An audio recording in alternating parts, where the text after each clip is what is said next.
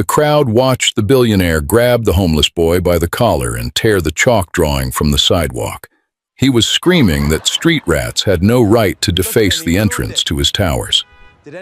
People laughed as the boy stumbled backward and fell on his back. Security guards folded their arms and watched like it was entertainment. Then the billionaire looked down at the broken drawing still visible beneath his shoe. He went completely still. His hands dropped to his sides. His mouth fell open. It was his dead daughter's face. Every single detail was perfect. Down to the small scar above her left eyebrow that nobody outside the family had ever known about. The billionaire's name was Chief Kofi Mensah. He owned the tallest commercial towers in the cantonments district. He drove in a convoy of 3 black SUVs. He wore handmade suits flown in from Italy. He had more money than most people could count in a lifetime. But 4 years ago, his only daughter Adaize died in a car crash on the Tama motorway, and something inside Kofi died right there with her. He stopped attending social gatherings. He stopped laughing. He stopped caring about anything that had a heartbeat. He poured everything into his buildings and his business because buildings did not die on you. Buildings did not leave you standing at a funeral with nothing in your hands but a white rose and a heart full of questions that nobody could answer. The boy's name was Dubem. He was 10 years old. He had no shoes.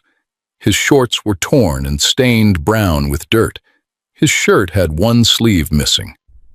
He had been sleeping under the overpass near the towers for almost 2 years, surviving on leftover food from the chop bars and the kindness of a market woman named Nkechi, who sold tomatoes and peppers at the Makola market nearby. Nkechi sometimes wrapped jollof rice in a black plastic bag and left it by the gutter where Dubem slept. He never begged. He never stole. He had one possession he protected with his life, a small wooden pencil stub tucked behind his right ear. He never used it to draw. He only held it against his chest when he was afraid. It was a gift from the only person in his life who had ever treated him like he mattered.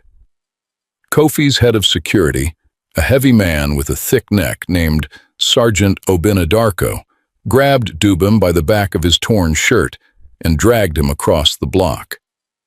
He threw the boy face first onto the pavement and told him that if he ever came back, he would make sure both his hands were broken so he could never hold chalk again.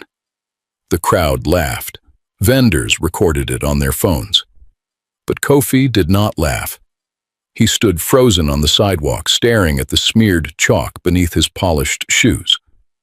The scar, the exact curve of his daughter's jawline, the way Adaize's lips tilted slightly to the left when she smiled. No photographer had ever caught that. Not even the portrait painter Kofi hired after the funeral had gotten it right. So how did a homeless boy with no shoes and a piece of broken chalk draw something that accurate? That question would not let Kofi sleep for the next 3 nights. Every time Kofi closed his eyes, he saw that chalk face staring up at him from the concrete. He told himself it was a coincidence. Maybe the boy saw a photograph somewhere. Maybe somebody coached him. But the scar. That tiny faded scar above Adaize's left eyebrow from when she fell off a swing at her primary school at age 6. That scar was never in any photograph. Adaize hated it. She covered it with makeup every single day of her life. Kofi had made sure no picture of it existed anywhere. Even Adaize's own mother, before she passed, had never spoken about it publicly. So how did a 10-year-old street child who slept in gutters and ate from plastic bags know about something that only the people who had touched Adaize's face would notice? That question burned inside Kofi's chest like a hot coal he could not cough out or swallow down. He walked through his empty mansion at 3 a.m, past Adaize's locked bedroom door, and asked the silence a question he was afraid to answer. What if the boy was telling the truth? While Kofi lay awake in his mansion in East Legon, Dubem was hiding behind the generator house of a small church compound in Nima. His ribs ached from where Obina had kicked him. His chalk was gone, crushed under the sergeant's boot heel. He had nothing left to draw with, but the face of the kind woman never left his mind. She was the only adult who had ever been good to him without wanting something in return. She used to come to the overpass every Saturday with bags of food and sachets of clean water. She would sit right there on the dirty ground with the street children and talk to them like they were real human beings. She laughed with them. She asked them about their dreams. She once found Dubem drawing her face on a piece of torn cardboard with a burned stick and told him he had a gift straight from God. Then she reached into her bag and gave him the pencil. She said, "Keep this." She said, "One day your art will change everything for you." That was the last Saturday she ever came. Dubem did not know the woman's real name. He did not know she was a billionaire's daughter. He did not know she drove a white Range Rover or lived in a mansion with 12 bedrooms. All he knew was that she had been kind to him. She disappeared one day without any warning or goodbye, and he missed her more than he missed the mother he never knew. So he drew her, every chance he got, on walls, on cardboard, on the pavement, on the back of torn cement bags. He drew her from memory because drawing her face was the only thing in this world that made the loneliness feel smaller. He always drew the scar too, because to him it was not a flaw. It was part of who she was. It was proof that even beautiful people carried marks, and that made him feel less ashamed of his own. On the fourth day, hunger pushed Dubem out of hiding. He crept to the motor park near Kwame Nkrumah Circle and found a broken piece of white chalk in the gutter. He sat on the ground and started drawing quick portraits for passengers waiting for Trotros, a bus driver, a woman with a sleeping baby strapped to her back, a Kenki seller balancing a basin on her head. His hand moved fast. His lines were sharp and clean. People dropped small coins on the ground beside him and kept walking. For a few hours, Dubem felt something close to safe. But then 3 of Obina's boys appeared from between the parked vehicles. They circled him slowly. They kicked his chalk into the drain. One of them stomped hard on Dubem's drawing hand. The tallest one crouched down and whispered into the boy's ear. "Sarge says if we catch you anywhere near the towers or this motor park again, we will take you somewhere nobody will ever find you." They walked away laughing. Dubem lay on the ground holding his crushed fingers against his chest, too hurt to even cry. That night, Nkechi found Dubem curled up behind her market stall at Makola. His drawing hand was swollen to twice its normal size. She heated water over a coal pot and gently soaked his fingers while he winced and bit his lip. She fed him waki with shito and fried plantain. She wrapped his hand in a strip of clean cloth and told him to rest. But even with his hand throbbing, Dubem reached for a piece of charcoal from the coal pot and drew the woman's face on the back wall of Nkechi's stall. This drawing was more detailed than anything he had ever made before. The scar above the eyebrow, the gentle tilt of the head, the warmth in her eyes that made you feel like she saw you even when the whole world looked straight through you. Nkechi stood behind the boy and stared at that face and felt the hairs on her arms rise. She asked him who the woman was.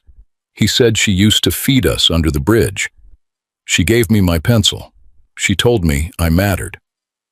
By morning, a university student walking through the market noticed the drawing, photographed it, and posted it online with the words, "Homeless boy in Accra draws mystery woman with charcoal." Who is she? The photograph spread like bushfire in Harmattan season. Within 2 days, it had thousands of shares on Facebook, Twitter, and WhatsApp. People commented from Accra, Lagos, Nairobi, Johannesburg, London. Some said the drawing was extraordinary. Some said the boy must be some kind of prodigy. Others said it was a sign from God. Church mothers shared it on their prayer groups. Art pages reposted it. But then a single comment changed everything. "That is Adaeze Mensah," someone wrote, Chief Kofi Mensah's daughter, the one who died on the Tema motorway 4 years ago. And just like that, the story exploded. Blog sites picked it up. Radio stations debated it on morning shows. Market women talked about it over their stalls. Taxi drivers argued about it in traffic. Everybody in Accra was asking the same 2 questions. How did a homeless child with 0 training draw a dead billionaire's daughter so perfectly? And why did every single drawing show her smiling? Kofi saw the post on a Sunday morning while sitting alone in Adaeze's old bedroom. The room had not been touched since she died. Her shoes still sat by the door. Her perfume still sat on the dresser. Kofi's hands trembled as he zoomed into the photograph of the charcoal drawing. It was her, again. More accurate than the chalk version. He could almost hear her voice.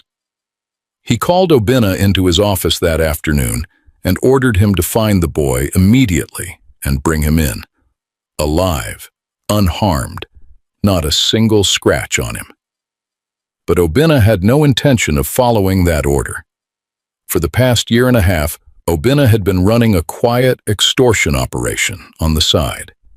He used Kofi's security team to collect weekly fees from street vendors and market women around the towers. Money that went straight into Obinna's pocket. If Kofi brought Dubem close, the boy might mention the beatings. The boy might mention the threats. The boy might mention the market women who paid Obinna's boys out of fear. Obinna's entire operation would collapse. So Obinna sat across from Kofi in that big air-conditioned office and lied. He said he had investigated the boy. He said Dubem had been spotted multiple times with a known street hustler named Jelani, who operated around the Osu and Labadi areas. He told Kofi that Jelani was probably coaching the boy, feeding him photographs of Adaeze, training him to replicate the face so he could run an emotional con on a grieving father. "These street boys are clever, sir," Obinna said, leaning forward in his chair. "They study wealthy men. They dig into your past. They find your weak spot. And your daughter, sir, with all due respect, she is your weak spot." Kofi stared at his security chief for a long time without blinking. Part of him wanted to believe the boy was real. Part of him wanted to run to wherever the child was sleeping and pick him up and hold him. But Obinna's words crawled into the space where Kofi's grief lived and twisted everything. Grief had already stolen Kofi's trust, and Obinna knew exactly how to use that. But the lie was not enough for Obinna. He needed the boy silenced permanently. That same evening, he drove to a phone accessories shop on Oxford Street in Osu, handed the owner 3,000 cedis in cash, and told him to file a report with the police for a stolen Samsung phone. He described exactly what Dubem looked like and where the boy could be found. The shopkeeper agreed without a single question. The next morning, 2 police officers walked into the church compound in Nima and pulled Dubem out from behind the generator where he had been sleeping. They cuffed his wrists and dragged him to the cantonment's police station.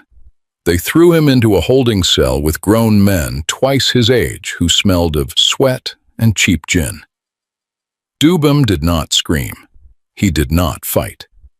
He reached behind his ear with his cuffed hands, pulled out the wooden pencil stub, pressed it against his chest, and whispered to the ceiling. "You said my art would change my life." When? Please tell me when. In that cell, nobody cared that Dubem was 10 years old. Nobody cared that he was innocent. The grown men in the cell pushed him into the darkest corner and took the small bag of ground nuts Nkechi had given him. A man with bloodshot eyes and cracked lips saw the pencil behind Dubem's ear and reached for it. Dubem bit the man's wrist so hard that blood ran down between his knuckles. The man cursed and backhanded the boy across the face, but Dubem held on to that pencil with both hands and would not let go. That pencil was not just wood and graphite to him. It was her voice saying, "You have a gift from God." It was her hand on his shoulder. It was the only proof he had that somebody once looked at a homeless boy with no shoes and no family and said, "You matter to me." The duty officer told him he could leave when someone paid 500 cedis or when the stolen phone was returned. Dubem had no phone. He had no money. He had nothing except a pencil, a memory, and a face he could not stop drawing. Nkechi heard about the arrest the next morning from a pepper seller near the station. She dropped her basket of tomatoes right there on the ground and ran barefoot through the streets. She did not even lock her stall. She burst into the police station sweating and breathless and begged the officers to release the boy. She told them Dubem was a child. She told them he had never stolen a single thing in his life. She told them she had known him for 2 years, and he was the most honest, gentle child she had ever encountered. She said the boy did not even take food unless somebody offered it to him first. But the officer on duty slid a written statement across the counter without looking up from his phone, signed by the shop owner. Description matching the boy exactly. Case number already logged in the system. He told Nkechi to bring 500 cedis for bail or leave the station and stop disturbing the peace. Nkechi did not have 500 cedis. She made 30 cedis on a good day selling tomatoes and peppers. Some days she did not even make that. Some days she carried her unsold tomatoes home and ate them for dinner because she had nothing else. But Nkechi was not the kind of woman who sat down and cried when life knocked her sideways. She lowered herself onto the wooden bench outside the station and thought. She thought so hard her temples throbbed. And then she remembered something. Years ago, before the kind woman vanished, there had been a Saturday feeding program for street children under the Kwame Nkrumah overpass. It was organized by a church in Adenta. The kind woman, the one Dubem always drew, had been a volunteer there every single Saturday for over a year. Nkechi remembered because she used to bring leftover vegetables from her stall. She remembered seeing the woman sit right on the ground with Dubem on her lap, laughing, braiding the little girl's hair, talking to the boys about school. There had been a church photographer there one afternoon, an older man with a big camera who took pictures of all the volunteers with the children. If those photographs still existed, they would prove that the woman and Dubem had a real connection. That the drawings came from love and lived experience, not from a con artist's playbook. It took Nkechi 2 days to find the church. She took 3 trotros, walked 40 minutes under the blazing sun, and asked directions from more people than she could count before she found the small chapel in Adenta where the feeding program had been based.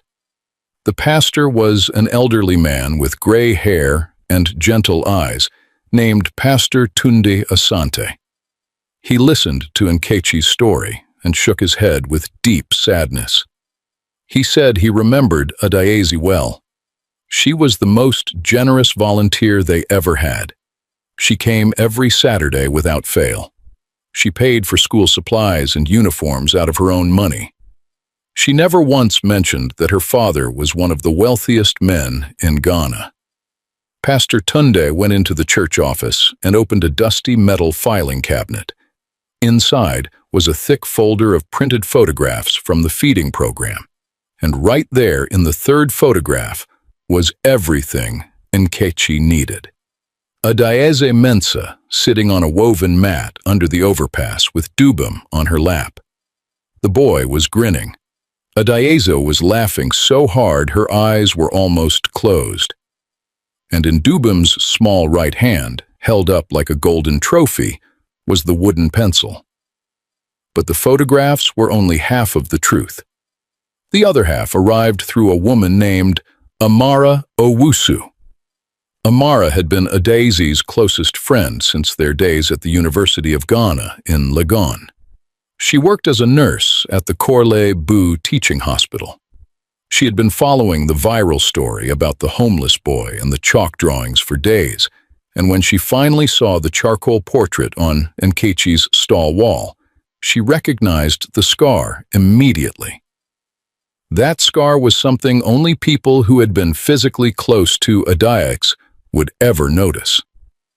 Amara drove to Kofi's mansion in East Legon that same evening. She sat across from the old man in his dimly lit living room and told him something that split his world clean in half. Adaeze had been secretly paying Dubem's school fees at a small community school near Nima. Adaeze had written about it extensively in her private journal, a journal that Amara had kept locked in her own house since the funeral because she did not believe Kofi was ready to see it. She placed the small leather-bound book on the table between them.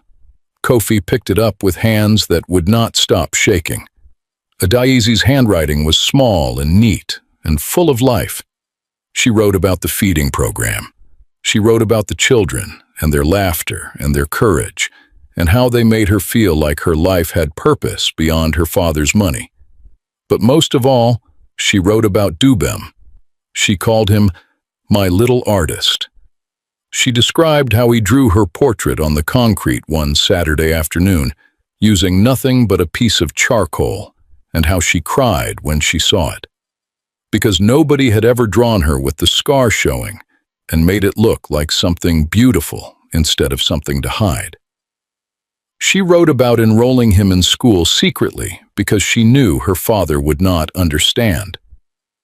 She wrote about buying his first uniform and how he cried the first morning because he had never worn clothes that were clean and new and meant just for him. She wrote about how Dubem reminded her that kindness was not charity. Kindness was seeing someone clearly and still choosing to stay. The final entry was dated just 2 days before the crash on the Tema motorway.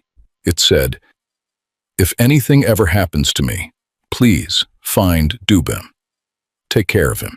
He is the child I never had. He carries my pencil and he carries my heart." Kofi closed the journal and pressed it against his face and wept. He wept like a man who had been holding a scream inside his chest for 4 years and finally let it tear its way out. And suddenly everything made sense. The drawings were not a scam. The detail was not a trick. Dubem drew Adaeze perfectly because he had sat on her lap and studied her face the way a child studies the face of someone who makes them feel safe. He knew the scar because she never covered it when she was with him. She did not need to. He loved her exactly as she was. He carried the pencil because she gave it to him, with a promise that his art would change his life. And when Kofi grabbed that boy by the collar and screamed in his face on that sidewalk, he had humiliated the one person on this earth that his dead daughter had loved, like her own child. Kofi sat in that dark living room until after midnight. Then he stood up. He buttoned his shirt. He picked up the journal and the photograph. And he told his driver to take him to the cantonment's police station right now. He was going to get that boy out of that cell. And then he was going to find out exactly what Obinna Darko had been doing behind his back. Kofi arrived at the station at 1 in the morning with his lawyer, his driver, and Amara. The duty officer nearly fell off his plastic chair when he saw Chief Kofi Mensah walk through the door in a full suit at that hour. Kofi paid the bail in cash without saying a word. He did not raise his voice. He did not threaten anyone. He simply placed the money on the counter and waited. The officers brought Dubem out of the cell 5 minutes later. The boy was shaking. His lower lip was cracked and bleeding. His drawing hand was still swollen and purple at the knuckles. His eyes were red and raw from crying alone in the dark. He was still gripping the pencil in both hands like a man holding on to the edge of a cliff. When Kofi saw the state of the child, something moved through him that went far beyond anger. It was the same helpless, crushing feeling he had at the hospital the night the doctor told him Adaize was gone. He dropped to one knee on the dirty floor of that police station in front of everyone. "I am sorry," he said. His voice cracked like dry wood. "I am so sorry for what I did to you." Dubem looked up at this enormous, powerful man kneeling on the ground before him and said something so quiet that only Kofi and Amara heard it. "She told me about you. She said you were a good man. She said you were just very, very sad." The next morning, Kofi sent his private investigators to the phone shop on Oxford Street in Osu. Within 2 hours, they had the full confession. The shopkeeper admitted that Obinna had paid him 3,000 cedis to file a false theft report and identify Dubem as the culprit. Kofi then had his team pull every piece of CCTV footage from the towers and the surrounding streets for the past 3 months. The footage showed everything. It showed Obinna's men surrounding Dubem at the motor park and stomping on his hand. It showed Obinna personally dragging the boy across the pavement outside the towers. It showed Obinna walking into the phone shop the evening before the arrest and handing over cash. Every lie, every act of cruelty, every betrayal, recorded, time-stamped, undeniable. Kofi called Obinna to his office that afternoon. Obinna strolled in with a confident smile, fully expecting to give a routine security update. Kofi did not greet him. He did not offer him a seat. He simply pressed a button on his remote and played the CCTV footage on the big screen behind his desk. The smile slid off Obinna's face like water off hot metal. He watched himself drag a 10-year-old boy across concrete. He watched himself hand money to a shopkeeper to frame an innocent child. He watched his own men stomp on the fingers of a boy whose only crime was drawing the face of a woman who once loved him. When the footage ended, Kofi stood up from his desk. His voice was calm and steady. The kind of calm that arrives just before a storm flattens everything standing. "You beat a child my daughter loved," Kofi said. "You framed an innocent boy for a crime that never happened. You lied to my face while stealing from the very people I built these towers to serve." Obinna dropped to his knees. He begged. He wept. He said he had a family. But Kofi pressed a second button on his desk, and 2 uniformed officers walked in through the side door. They handcuffed Obinna and walked him out of the building in front of his entire team. The market women and street vendors who had been paying Obinna's protection fees for months stood outside and watched him climb into the back of a police van. Nobody spoke up for him. Nobody begged on his behalf. A few of them clapped. That evening, Kofi did something nobody in Accra expected from a man known for his silence and his fierce privacy. He called a press conference outside the towers. Journalists, bloggers, and camera crews packed the same sidewalk where Dubem's chalk drawing had been destroyed weeks earlier. Hawkers and taxi drivers stopped to watch. Market women pressed forward to listen. Kofi stood behind a single microphone and told the truth without softening a single word. He said he had humiliated an innocent child in public. He said his own grief had turned him into the kind of man his daughter would have been ashamed of. He said a Daisy had loved that boy like her own child, and he had answered that love with violence and cruelty and pride. Then he stepped aside and brought Dubem forward. The boy stood beside the billionaire in brand new clothes and clean white sneakers, looking out at the crowd with wide, quiet eyes. Kofi rested his hand on Dubem's shoulder and announced that he was enrolling the boy in the finest school in Accra, establishing a full art scholarship in Adaizi's name, and creating a permanent trust fund to support street children across the city. The same crowd that had once laughed while Dubem was thrown onto the pavement now stood there and cheered until their voices cracked. The story spread far beyond Accra. Newspapers across West Africa ran it on their front pages. Television stations aired the CCTV footage of Obinna's cruelty, side by side with the footage of Kofi kneeling in the police station. Social media turned Dubem's charcoal portrait into the most shared image in Ghana that month. Pastors preached sermons about it. Market women discussed it at their stalls. Grandmothers told the story to their grandchildren at night. But Kofi did not forget the woman who had fought for the boy when nobody else would. He visited Nkechi at her stall in Makola Market on a busy Wednesday afternoon. He thanked her in person with his hat in his hands. He set her up with a proper shop that had refrigeration, tiled floors, proper shelving, and a sign with her name on it. He told her she had protected his daughter's child when he himself had failed to do so. Nkechi held the billionaire's hands in her rough, calloused palms and said something that silenced the crowd of market women and customers who had gathered around them. She said, "I did not do it for money or for any reward. I did it because that boy deserved at least one person in this world who believed him when everybody else looked at him and decided he was nothing." 6 months passed. Dubem flourished in school. His teachers called him the most naturally gifted art student they had ever taught.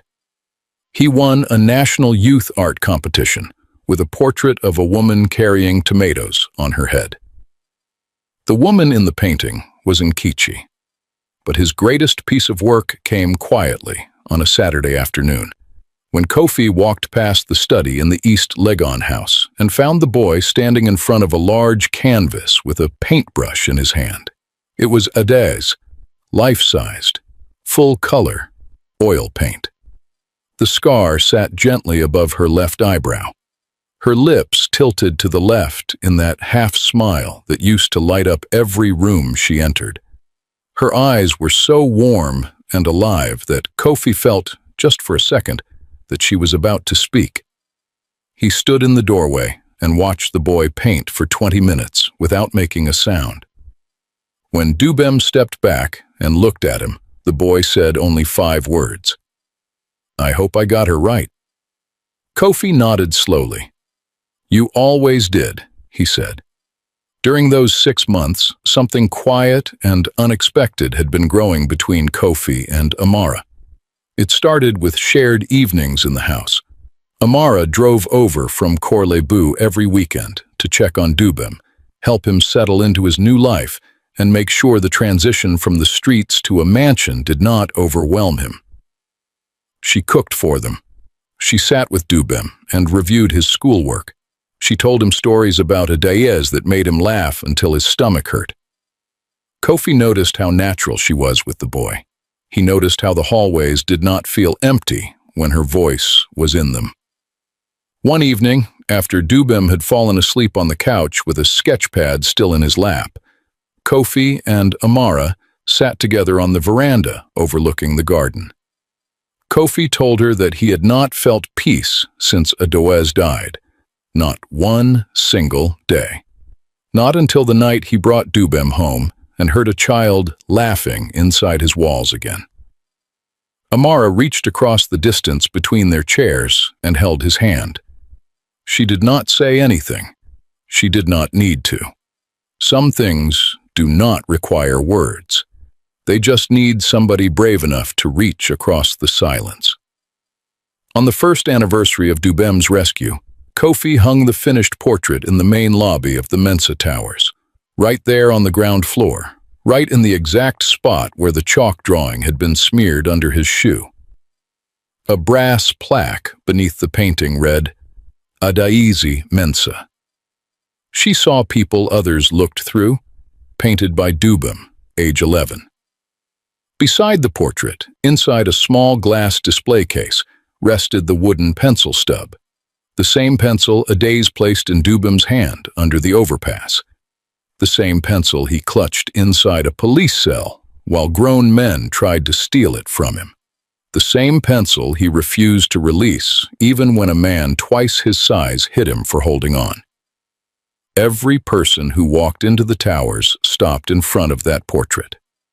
Some of them wept. Some of them smiled. All of them understood that what they were looking at was not simply a painting. It was proof that love does not end when someone dies.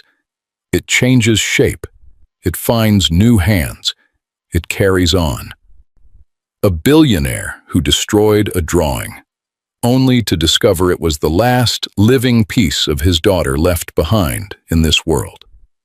A homeless boy who kept drawing because it was the only way he knew how to hold on to someone who once made him feel loved.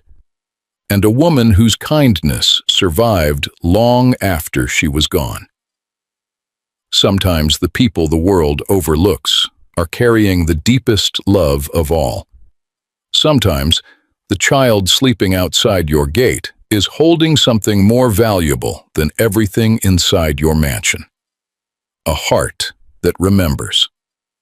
If this story touched you, share it with someone who needs to hear it. And before you judge someone for what they look like, ask yourself one question. What pain, what memory, what love are they carrying that nobody else can see? Until next time.